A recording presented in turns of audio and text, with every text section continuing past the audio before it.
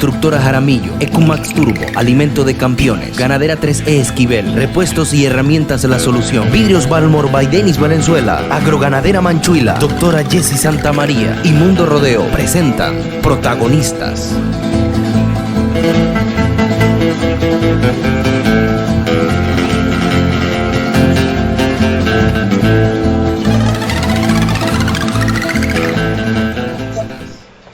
Bien, señores, tengan todos muy pero muy buenas noches. Bienvenidos a Protagonistas de Mundo Rodeo. Hoy nos encontramos con el amigo Duncan Ramos. Duncan Ramos de la provincia de Panamá. Locutor, ha desarrollado diferentes facetas de locutor, de herrador y de mucho más. También ha sido pionero también en el deporte de lazo. En esta ocasión, Duncan, bienvenido a Protagonistas de Mundo Rodeo. Primero que todo, ¿quién es Duncan Ramos? Su fecha de nacimiento, de dónde es oriundo y de dónde o a dónde reside actualmente Duncan Ramos. ¿Qué tal, Henry? Primero que nada, las gracias por la participación que estamos en el día de hoy. Yo realmente nací hace 55 años en Panamá, me crié en Panamá, en Parque Lefebvre. Mi familia toda es de Los Santos, del Cocal de las Tablas y de Guararé. Y como dice el dicho, el cholo busca pa'l monte.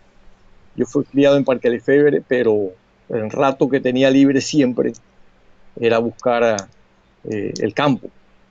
De hecho, los veranos siempre los pasaba en finca de amigos, y creo que de ahí es que nace realmente la pasión por lo que hoy vivimos, que son las actividades del campo, los caballos principalmente, cuarto de milla. Actualmente resido en Panamá, pero el rato libre que hay es rumbo para la Mesa de San Martín. Ok, listo, mano. Usted es un santeño radicado en la provincia de Panamá. Muchas personas del ámbito del deporte de lazo te conocen a ti o te han visto a ti más que todo ahora pues en el deporte de lazo, en la pantalla de TV Max. Muchas personas han tenido la oportunidad de verte en la pantalla de TV Max, de presenciarte en la pantalla de TV Max. Ahí muchos es donde conocen a Duncan Ramos. Pero este amigo tiene una trayectoria, aparte de una trayectoria, tiene también lo que es una historia que contar. Como bien lo dice, él es oriundo de Los Santos, radicado en Panamá, y como quien dice, se acaba el ajetreo en la semana, rumbo hacia la finca en Panamá, ¿no? En el lugar de Panamá, donde la tiene ubicada. ¿Cuáles han sido tus facetas en el deporte de lazo y cuándo inicias en el deporte de lazo, Duncan? Bueno, Henry, te puedo decir que lo que es el lazo, eso fue amor a primera vista.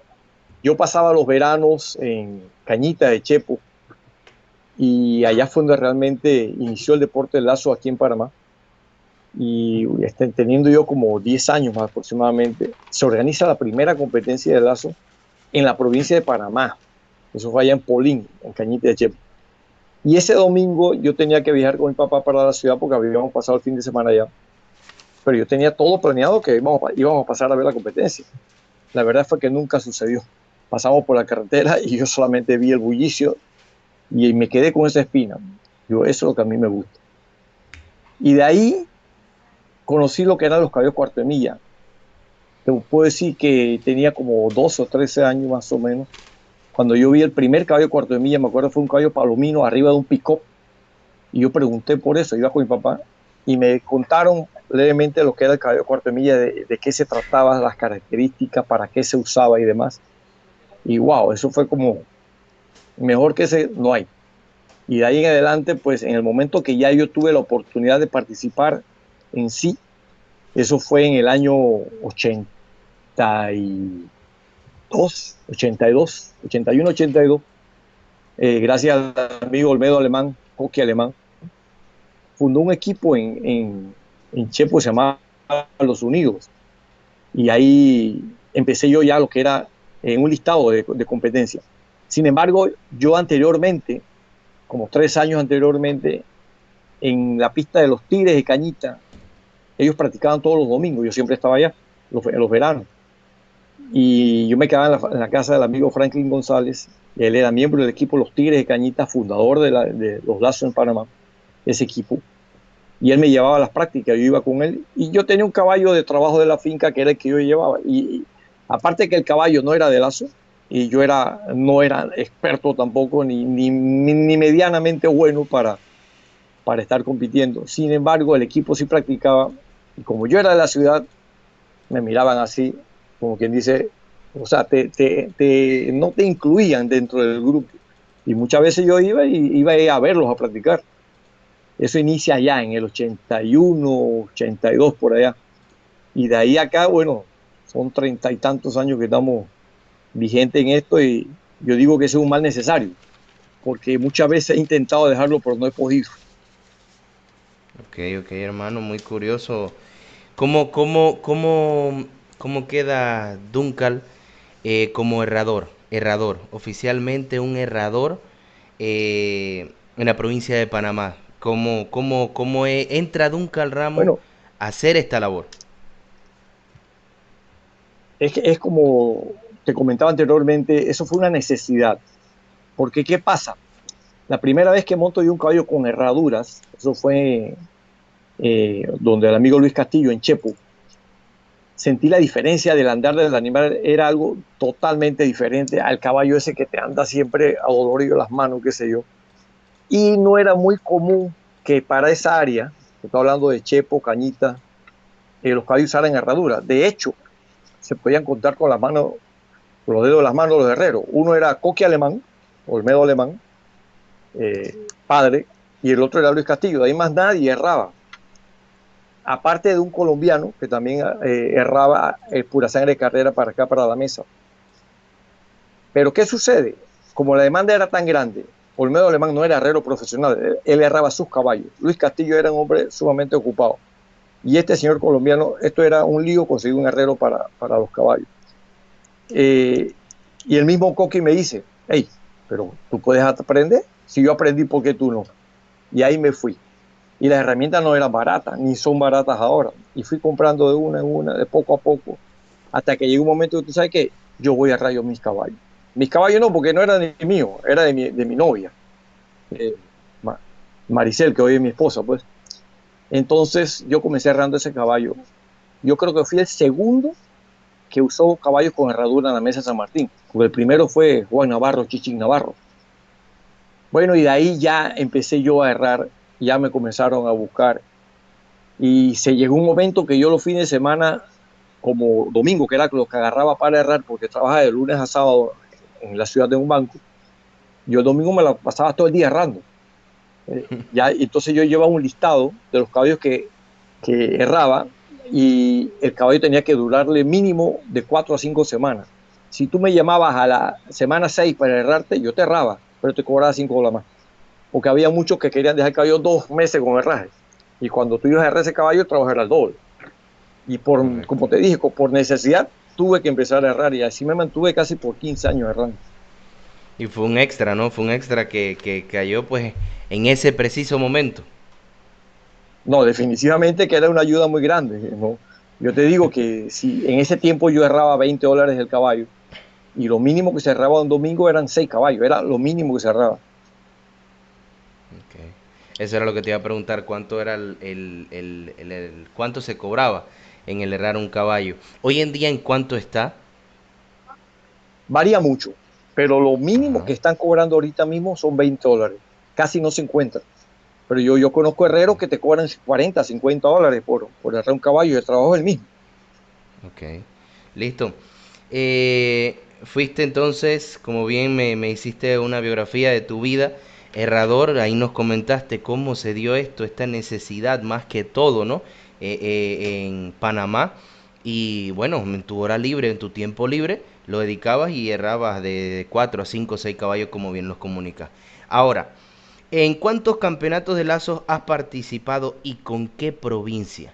Cuéntanos ese inicio en los campeonatos nacionales de lazo y con qué provincia si iniciaste como vaquero y cómo llegaste a quedar como un locutor de la provincia de Panamá.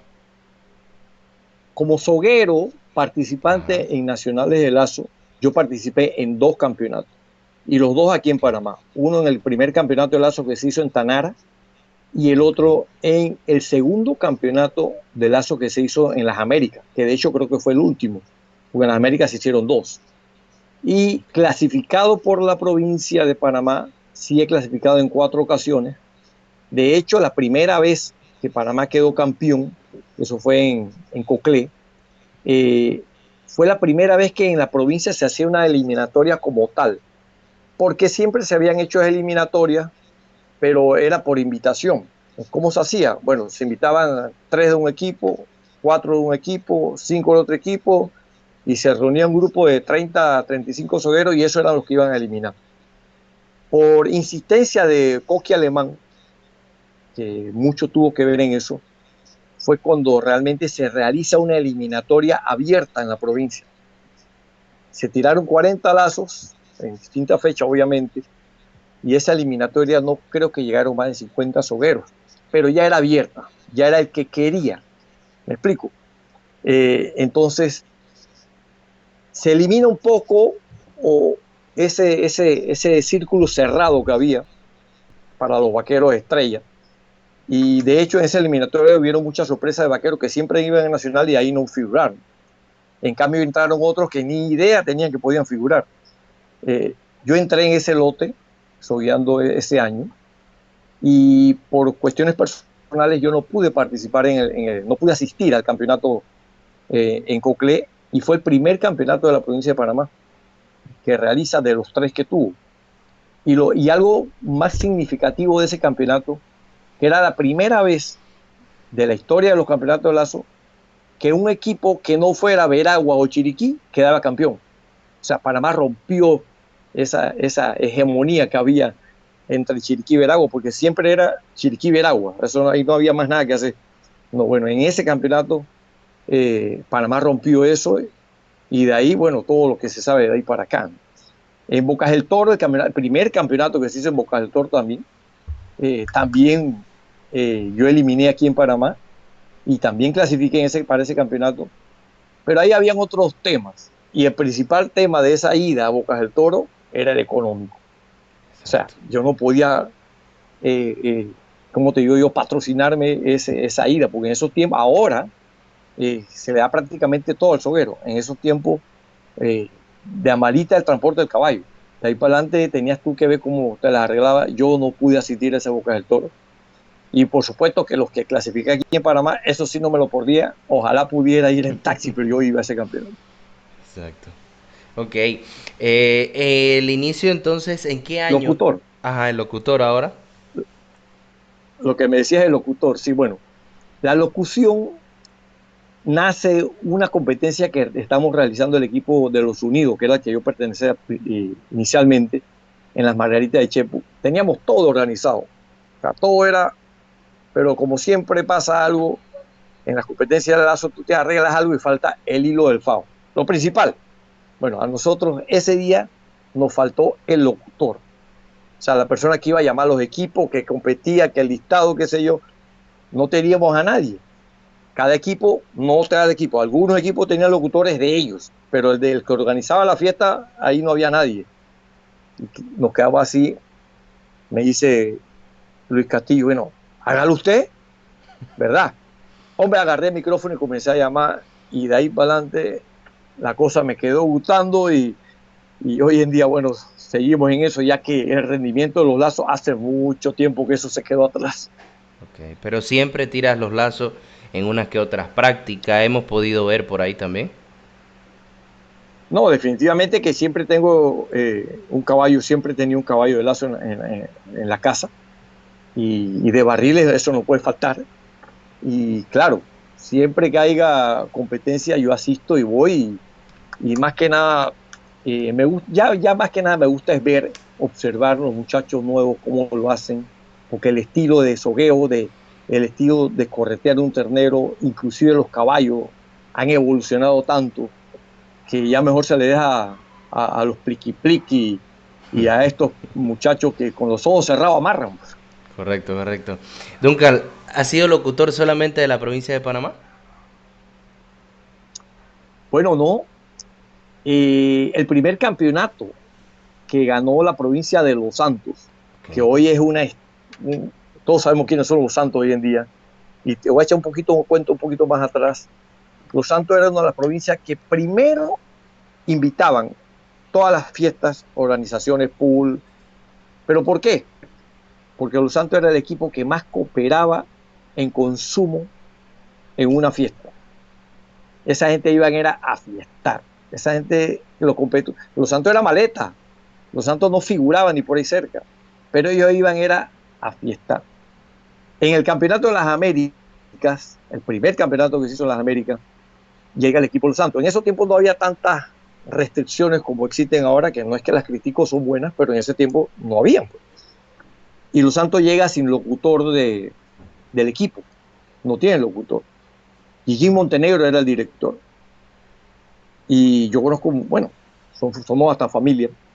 Yo era el locutor de planta, organizaba la provincia de Panamá. Ese año yo no estaba dentro de la directiva de la provincia y humildemente yo le digo a los de la directiva, al doctor José de Gracia y José, tú vas a necesitar a alguien que te organice el campeonato, el locutor de planta. En esos tiempos no había locutor de planta, todavía no había nacido el locutor de planta. Dice José, ok, ¿cuánto vas a cobrar? Yo no, dame el uniforme y yo trabajo para el equipo, para la provincia. Ahí nace el locutor de planta. Anterior a eso, y puedes preguntar, los campeonatos estaban teniendo un problema. Las competencias se acababan 1, 2 de la mañana. Pero era más que nada por esa figura que faltaba, el locutor de planta, que es el que hoy en día agiliza, llama, se está acabando la competencia, ya tienen el listado. O sea, ese trabajo no existía. Y nace en el Centro Deportivo de las Américas con el campeonato del equipo de Los Santos. Como yo era locutor de planta, y Los Santos no tenía locutor para sus competencias, me dice Gigín, ¿tú por qué no me haces la locución? Yo, ¿está bien? ¿Cuánto vas a cobrar? Dame lo que tú quieras, no te preocupes. Y yo le narro todas las competencias a Los Santos. Y qué suerte la mía, que Los Santos primera vez queda campeón, y de qué manera también. ¿Alguna anécdota que Es quisieras la única compartir provincia. con nosotros de ese campeonato? De ese campeonato narrándole a la tropa santeña. Hubo un momento que me tocó narrar Los Santos Panamá. Panamá tenía su locutor de planta. Y yo, siendo de Panamá, tenía que locutarle a la provincia de Los Santos, en Panamá. Me explico, esos eran sentimientos encontrados, ¿no? Pero fue algo que recuerdo bien ese momento, cómo me tocó hacerlo y sentí que tenía que meterle todo el empuje del equipo de Los Santos porque yo estaba era por Los Santos en ese momento. Esa fue una anécdota de ese campeonato. Pero anécdotas del deporte, podemos pasar toda la noche aquí. No, claro, claro. Fuiste muy profesional, ¿no? Como bien lo indicas, lo dices, en esa competencia de Los Santos versus Panamá. Y bueno, ese cariño que siempre le has tenido y que le tienes, ¿no? Que le tienes de donde son tus raíces y en lo cual hoy en día erradicas, hoy en día estás actualmente en la provincia de Panamá, porque siempre se te ha visto. Yo tengo casi 3 años de estar con un medio de comunicación, con Federal 969 y también Mundo Rodeo, y siempre te he visto, siempre te he visto desde los 4 días o 5 días o del inicio, el inicio de los campeonatos, llevando la nota, la tabla, que si aquí, que el otro. Y he visto pues tu participación al 100% y he visto también cuando se reúnen ustedes como equipo. Eh, Eso que nunca debe faltar, como un locutor de cualquier provincia, que Duncan Ramos recomienda que eso que nunca debe faltar para que nos los comente o nos los cuente aquí en Protagonistas de Mundo Rodeo. Yo siempre hay varios temas, pero hay algo que no debe faltar y eso lo sabemos casi todos. Hay que ser humilde, hay que olvidar el yo-yo, porque yo soy, y hay que resaltar lo positivo, tanto del deporte como del vaquero en su momento, igual de las cabalgaduras. En broma y en serio, muchas veces se toman vacilones acá en competencias internas, ¿no? Pero siempre hay que tratar de resaltar lo bueno de lo que hace un vaquero, porque cuando tú entras ahí, mi hermano, eh, cuando te llaman por tu nombre, yo me acuerdo bien, cuando yo inicié que te llamaban por tu nombre para entrar a la pista, todo el mundo, wow, te están llamando por tu nombre, o sea, entonces eso hay que respetar. A los que entran en una pista y uno comete errores, como locutor uno comete errores, pero a los vaqueros, hablando en términos de vaqueros y hablando en términos de amazonas, que no las podemos dejar por fuera, porque ya te digo, eso es algo que yo estuve en el nacimiento de ese deporte de los barriles y polos aquí en la República de Panamá. Eso hay que tomarlo muy en cuenta, de que el esfuerzo que cada uno hace por estar ahí, pues es invaluable. Correcto. Bueno, muy interesante. Como bien nos lo dice, nos lo comenta.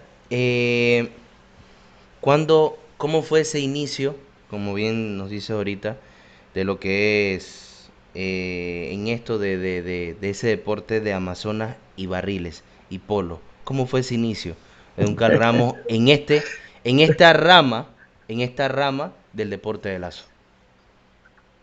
Yo te digo que todo en lo que es el rodeo, los lazos y Penny, todo lo que hay aquí en Panamá que yo he estado, ha sido por destino de Dios. Él me ha llevado ahí. Yo te lo digo porque estando ya participando en competencia de lazo acá en la provincia, un amigo mío me comenta de que habían unas muchachas corriendo polos y barriles en Tanara. Yo, ¿qué? Yo tengo que ver eso.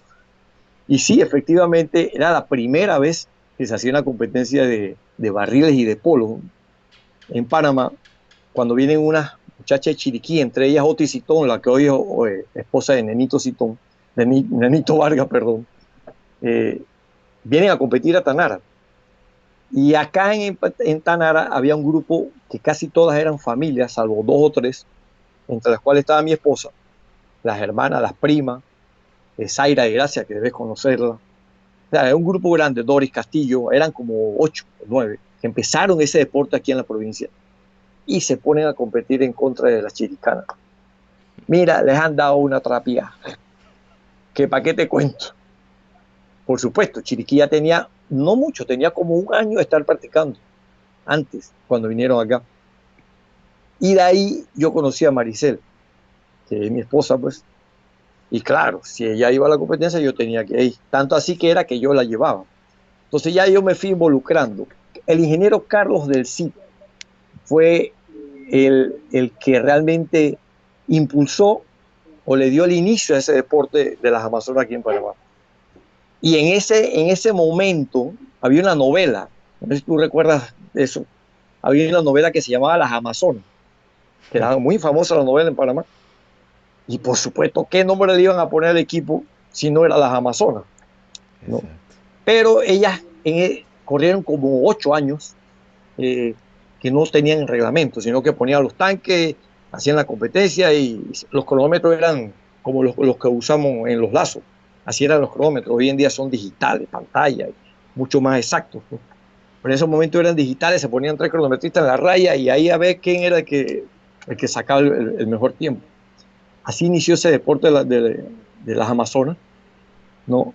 Y posteriormente, ya en el año 2000, si no me equivoco, por ahí, se funda lo que es la NBHAP, que ya es únicamente barriles, pero mixto. Ahí puede correr hombres, mujeres, niños, chiquitos, etcétera, no solamente de mujeres como es la Federación de Amazonas.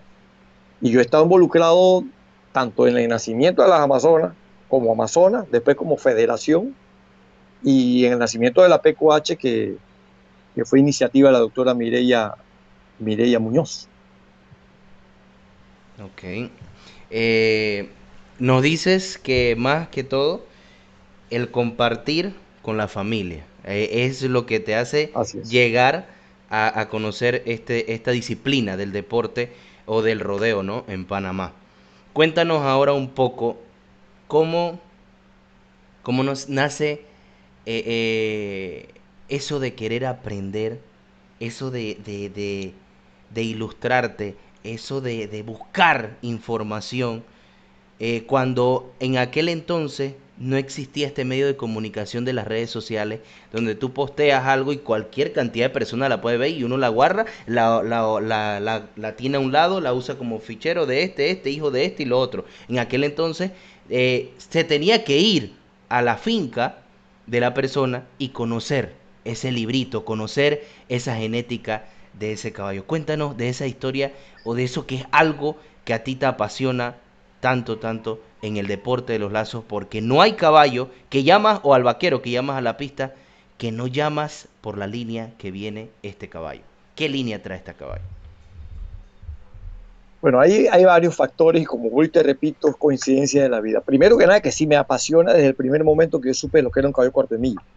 Okay. Ya te digo, tenía de 10, 11 años. Pero me toca trabajar en una compañía que yo viajaba a nivel nacional. Y en ese viajar a nivel nacional, por supuesto que yo siempre hacía mis escalas.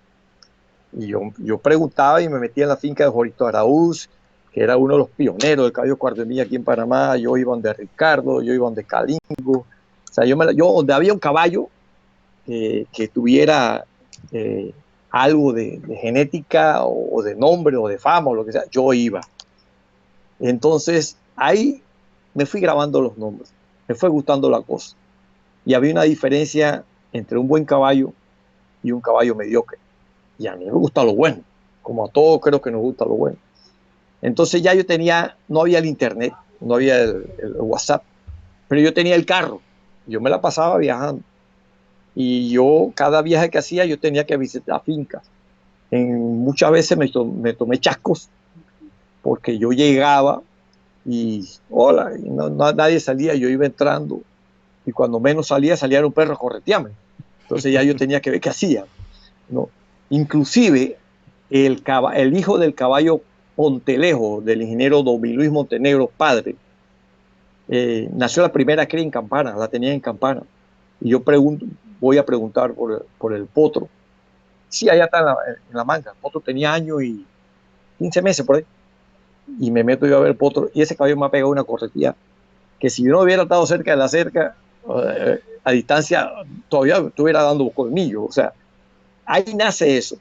Claro, posteriormente ya, cuando nace, uno asiste más a los campeonatos, ya la pregunta que uno hacía era, ¿qué caballo bueno llegó? Y la otra pregunta que nacía, que eso no faltaba, era, ¿qué caballo carga Rafi Beatty? Porque así era, ¿no? Entonces ya uno iba ubicando los caballos. Todavía hoy en día, el que no va al campeonato te pregunta, de los caballos, de la gente que busca caballos, dice, ¿qué caballo bueno llegó?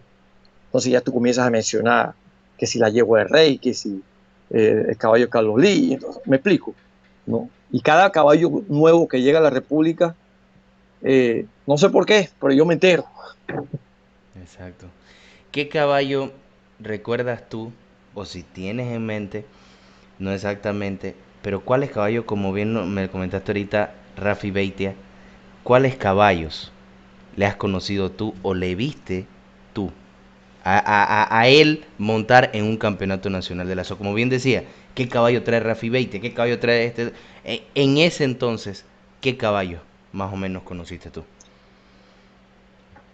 A él tuvo una yegua vaya muy famosa, que de hecho él lo explica así, uno de sus mejores animales. Yo logré verlo asociar a él. Sin embargo, Rafi, hablando de Rafi, es un vaquero que le da valor al caballo. Y a manera de anécdota, no es lo mismo que Duncan Ramos monte un caballo a que lo monte Rafi Beite. Cambia el valor inmediatamente, ¿no? Exacto. Y con Rafi le conocí a esa yegua, le conocí a Otto, le conocí a Otito, le conocí un caballo patiblanco que era del hermano de Negro Beitia, que trajo aquí el Rommel caballo Sokul, si no me equivoco, buenísimo.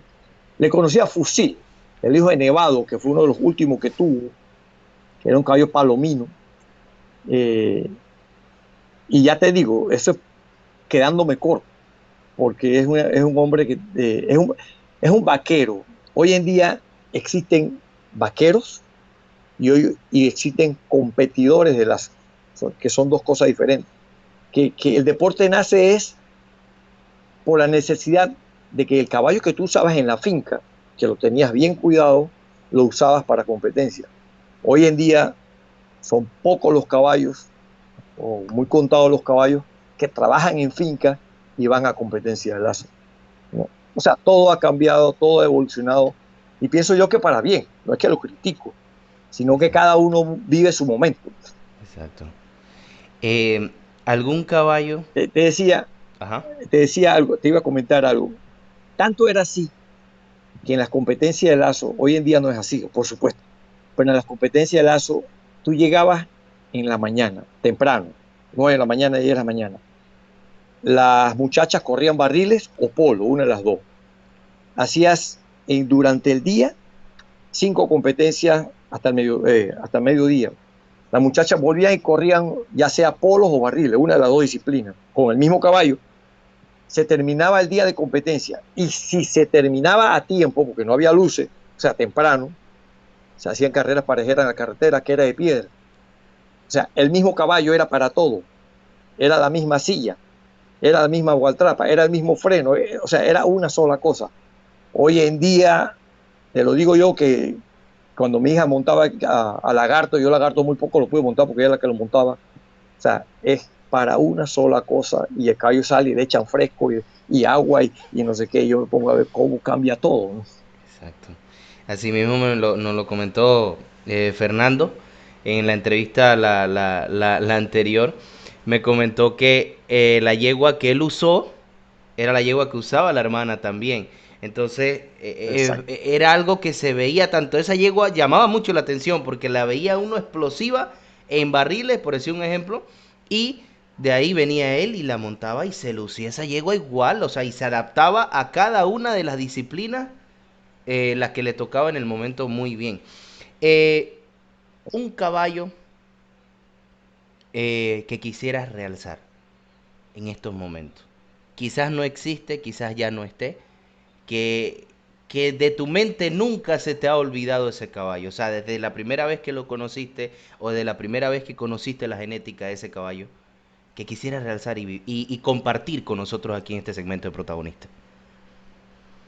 Este caballo tiene su historia familiar y de amigos. Este caballo lo conocí yo cuando tenía 4 meses y medio, por ahí no tenía los 5 meses, en una feria de David, en un halter que hacían. Y el caballo, el potrillo fue con la madre, o sea, llevaron la yegua, pero el que iba a competir era el potrillo. El potrillo lo estaba jugando, era un juez americano que tenían como siempre lo hacen en Chiriquí. Y yo desde que vi el caballo me llamó la atención el potrillo. Andaba yo en esa feria con el amigo Tomás Ballesta y pregunto por el potrillo y dice potrillo, no, que ese potrillo es de los franceses. Yo ni tenía idea quién eran los franceses. El que sí sé que lo sacaba a presentar era Villo Vergara, porque era un maestro, Villo Vergara, presentando caballos. Y yo me quedé, le tomé foto al caballo. A mí me habían encargado un caballo palomino. Así en esos días que yo hacía, un amigo me había encargado un caballo palomino. Yo le tomo foto al caballo de esas cámaras de ese momento que tú tenías que mandar a revelar el rollo de 12, tú te imaginas, ¿no?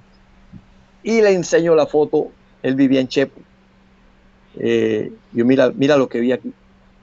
Y dice, oh, está bonito, pero está muy pequeño. Ahí quedó la conversa. Ya. Años después, estoy hablando de 3 años después, más o menos, aproximadamente por ahí, el amigo se muda para la provincia de Los Santos, ahora voy a decir quién es, y me entero que el hombre se va a Hualaca a buscar el caballo, que lo estaba montando José Mingo Quiroz, lo estaba amansando, y se encuentra el caballo. En ese momento, si no me equivoco, el caballo costó $5,000, o 5,000 y algo. Eso era mucha plata. Los caballos en ese momento costaban $1,500, $2,000 más caro. Ese costó $5,000. Y el hombre se trajo el caballo. Estoy hablando de Skipper Mouse, el caballo de Dimas González. Okay. Ese caballo lo conocí yo de Potro. Y bueno, todos sabemos lo que es Skipper Mouse de ahí para acá, tanto como atleta, como reproductor.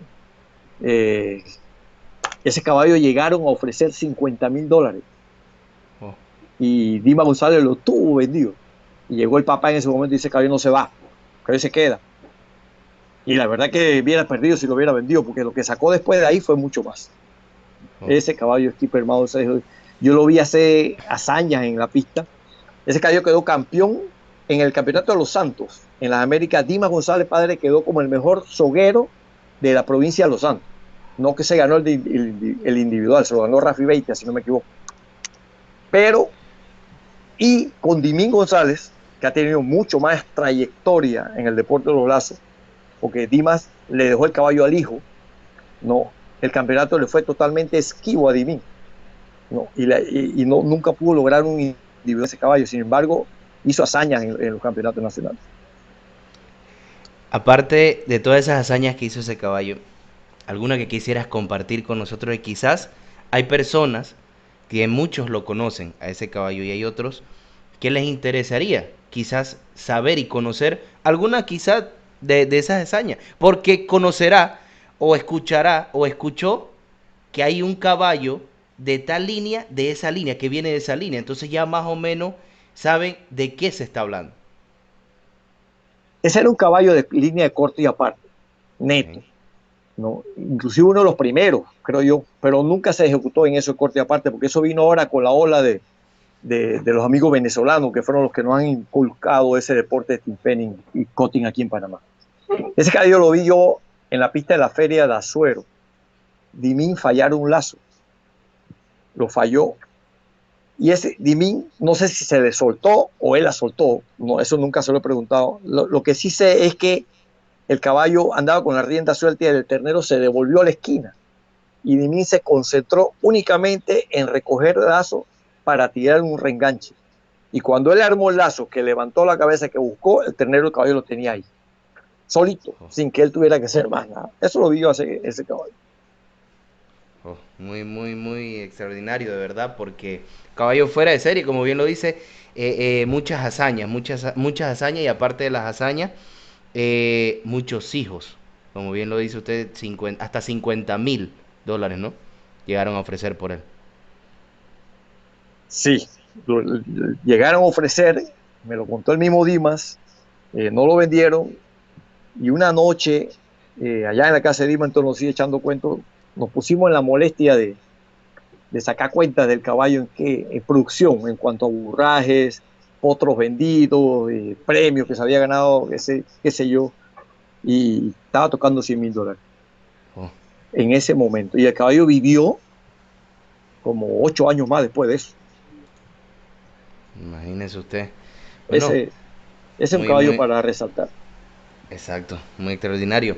Retornamos en breve con más. Quiero recordarles a todos ustedes que estamos gracias a Constructoras Jaramillo de José y Juan Jaramillo, de Cumax Turbo, Alimento de Campeones, Agroganadera Manchuila, de Pacífico Mora, Vidrios y Ventanas Balmor, de Denis Valenzuela, Doctora Jessie Santamaría, Ganadera 3 Esquivel, de Gaspar y Gary Esquivel, Seguros Aixa, Serviagua y Repuestos y Herramientas La Solución. Retornamos en breve con más de protagonistas de Mundo Rodeo con el amigo Duncan Ramos.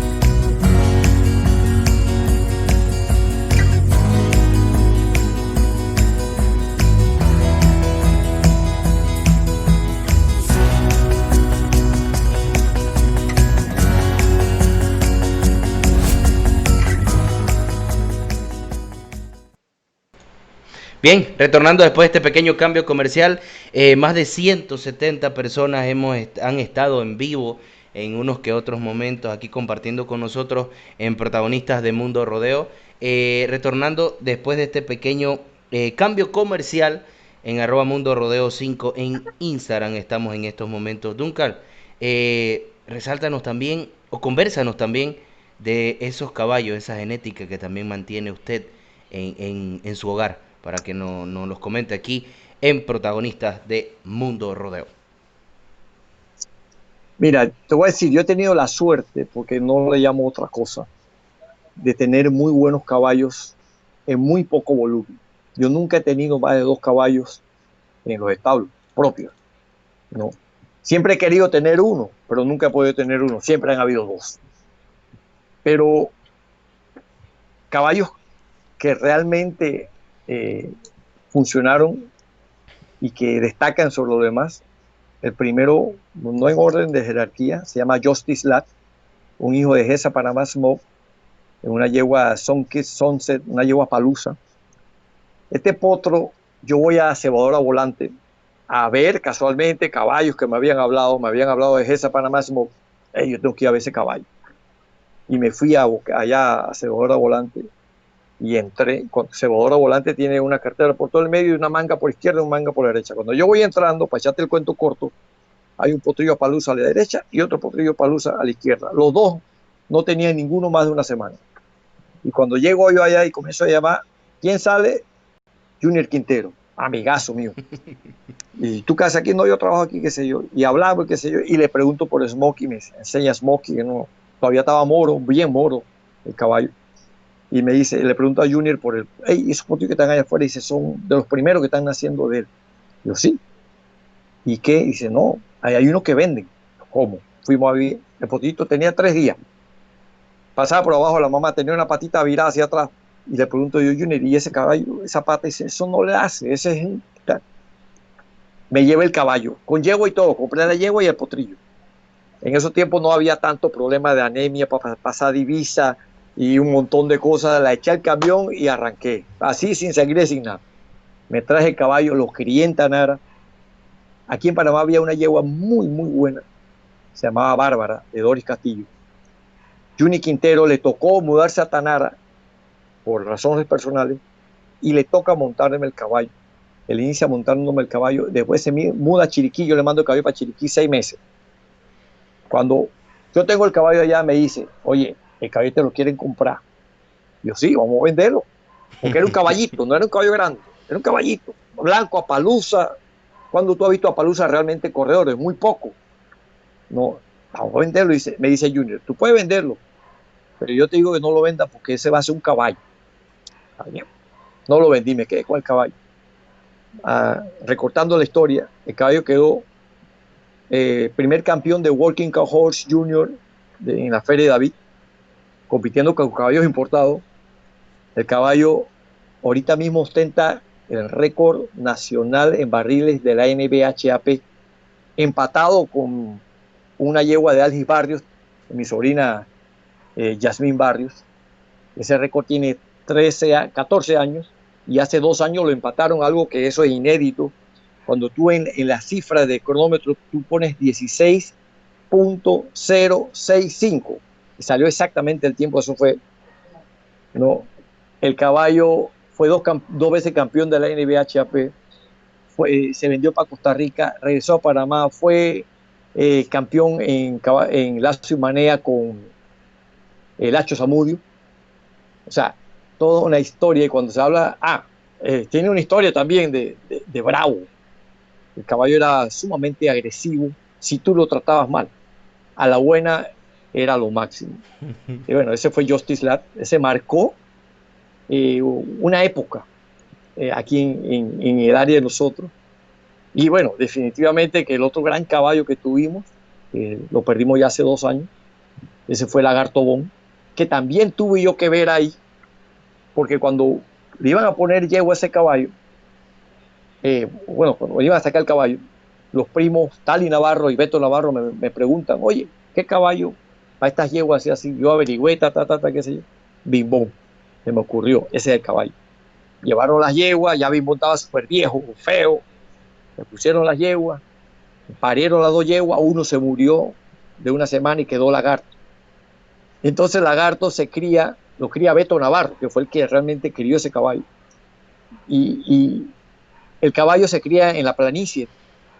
Y un día el capataz de la finca ve que el potrillo entraba a una charca, una ciénaga pequeña, pero él veía que el potrillo entraba y salía.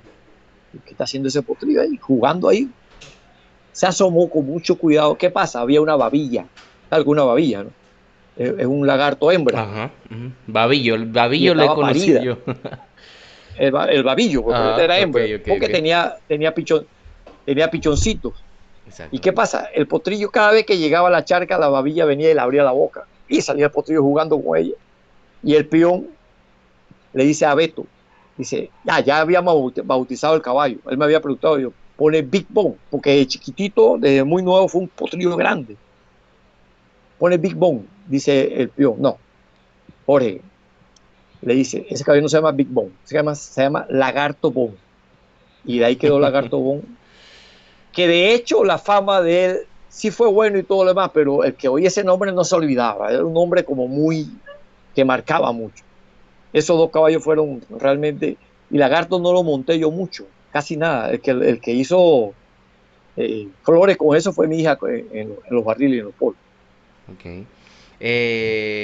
¿Tienes tus hijos que también comparten esto del deporte de lazo para ver si nos cuentas un poco de esto al respecto también? O comparten lo que es el deporte de lazo, los barriles, porque también te acompañan y están contigo, también tu familia, tu esposa, que es Sí. un pilar muy fundamental en esto que tanto nos apasiona, que tanto nos gusta a todos en general.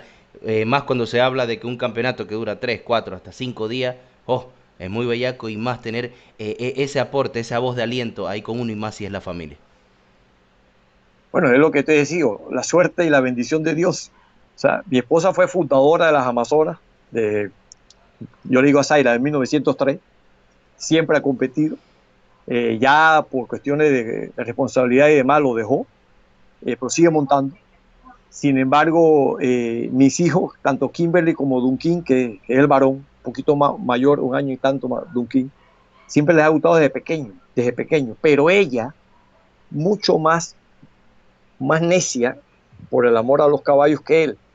Entonces, cuando había que montar un caballo, tú sabes quién montaba, ¿no? Ella. Él decía, papá, déjalo que ella monte. Entonces ella como que le cogió más amor a la cuestión. Y él, por no pelear con ella, pues, un tipo más maduro en ese aspecto, ¿no? Y ella te cuento que Kimberly andaba a caballo antes de que aprendiera a caminar. Yo me la ponía una carguera en la espalda y nos íbamos a caminar. Y vivíamos en la mesa de San Martín, la manera de dormirla a ella era montarla en un caballo. Y que si cuando la estábamos bajando del caballo se despertaba, había que seguir montando, había que seguir dando vueltas en el pueblo con ella. Así le gusta eso a ella. De hecho, pues, todo lo que hizo con Lagarto y con otros muy buenos caballos también. Bueno, de verdad que muy excepcional. Y ella también corre barriles ahorita mismo, ¿no? O ya no, o sí también. Eso, ella tiene muchas anécdotas en todas sus categorías, desde que corrió infantil, juvenil, NBH, no, pero lo que más marcó los eventos de ella compitiendo fue la primera vez que se da un remolque como premio en la República de Panamá. No, eso era interprovincial de Amazonas, habían casi 140 competidoras, todas por ese remolque, con carreras perfectas en viernes, sábado y domingo. De hecho, Lagarto iba lesionado en esa competencia y nosotros íbamos a competir, pero Lagarto era un caballo de mucho corazón. Él moría afuera de la pista, pero en la pista él daba todo, ¿no? Y con la bendición de Dios y la coordinación y la ayuda de muchos amigos, porque no solamente fue ella.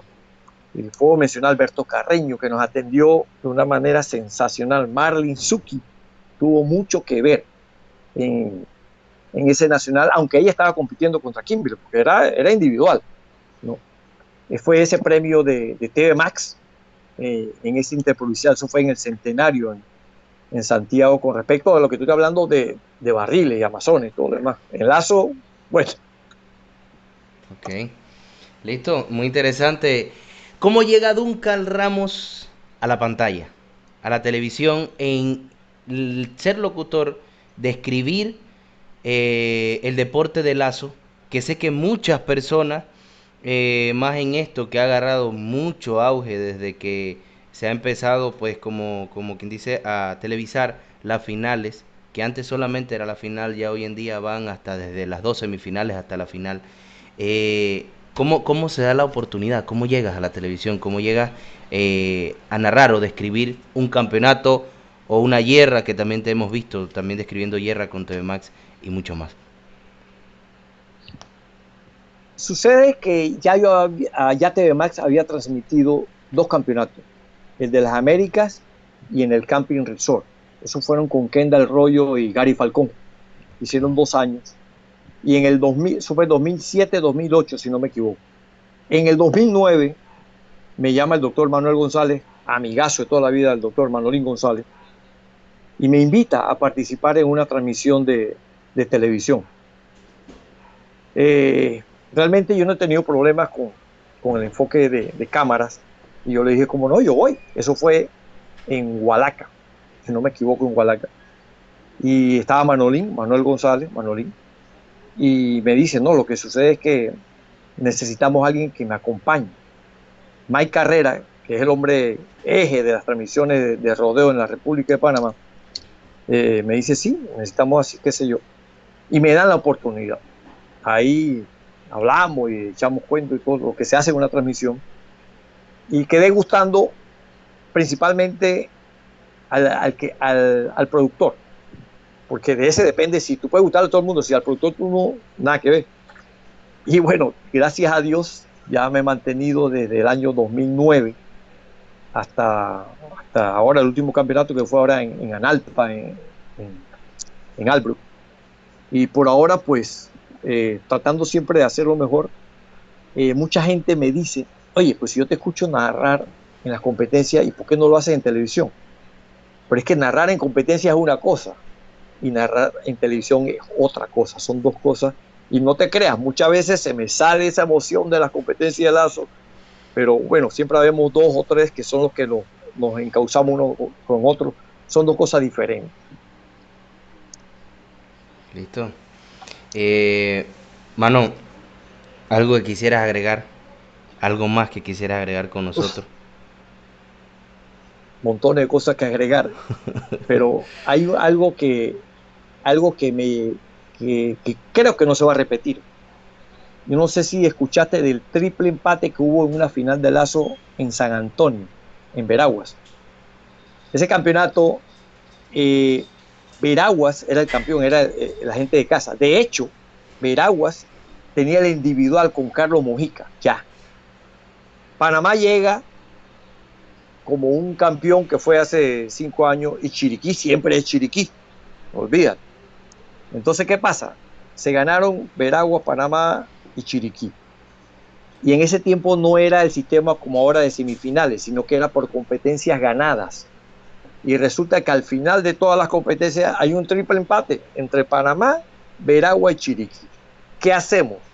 ¿Qué hacemos? No yo no, sino la organización. Se reúnen, que se podía hacer en ese momento, y deciden, bueno, vamos a hacer una cosa. Los tres equipos a la vez, una sola vuelta. Panamá viene por el medio al final, entra por el medio al final de los corrales, Chiriquí por la izquierda, no recuerdo, y Panamá por la derecha, Veragua por la derecha. ¿Tú te imaginas eso en San Antonio como es la fanaticada de Veraguas?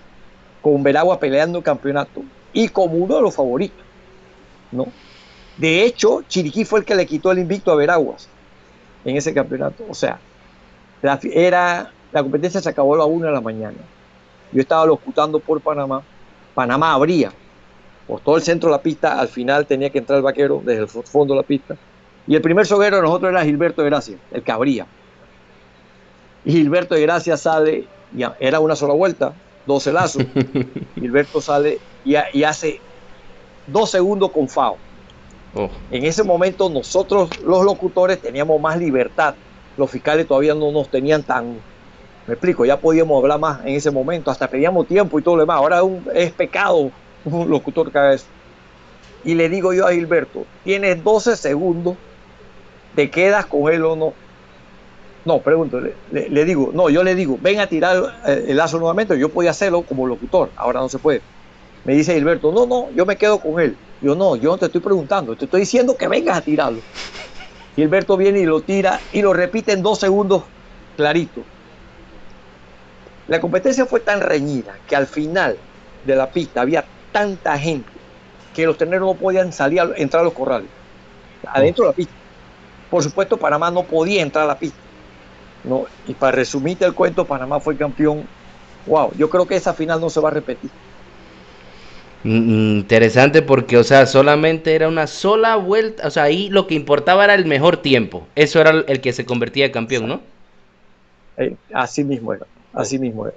Y Panamá ahí, no falló un solo lazo.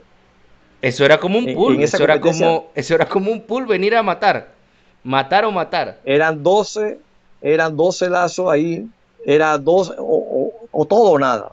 Y Panamá no falló un lazo en esa competencia. ¿Tú te imaginas ese balde de agua para la afición veragüense? Chiriquí creo que en media hora quedó en Guabalá. Ahí quedó Panamá nada más. Ese ha sido el campeonato ícono en toda mi experiencia como soguero, locutor, lo que tú quieras. Ok. Duncan, de verdad que te agradezco por tu tiempo, te agradezco por este momento de compartir ese inicio de tu carrera en el deporte de lazo y todas las disciplinas que has podido conocer con tu familia, con tus hijos.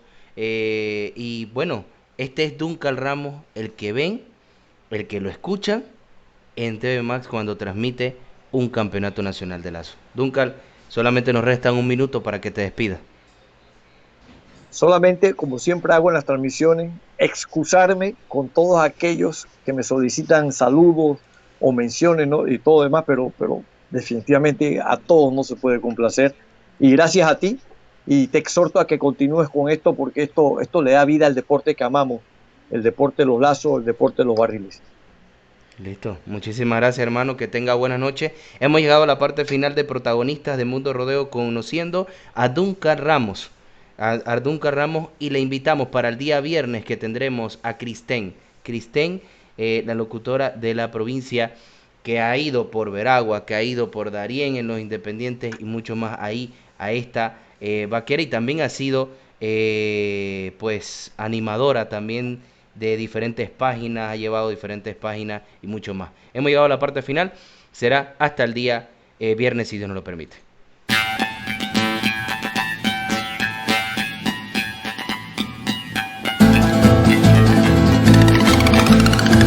Constructora Jaramillo, Ecumax Turbo, alimento de campeones, Ganadera 3E Esquivel, repuestos y herramientas La Solución, Vidrios Balmor by Denis Valenzuela, Agroganadera Manchuila, Doctora Jessie Santa María y Mundo Rodeo presentó Protagonistas.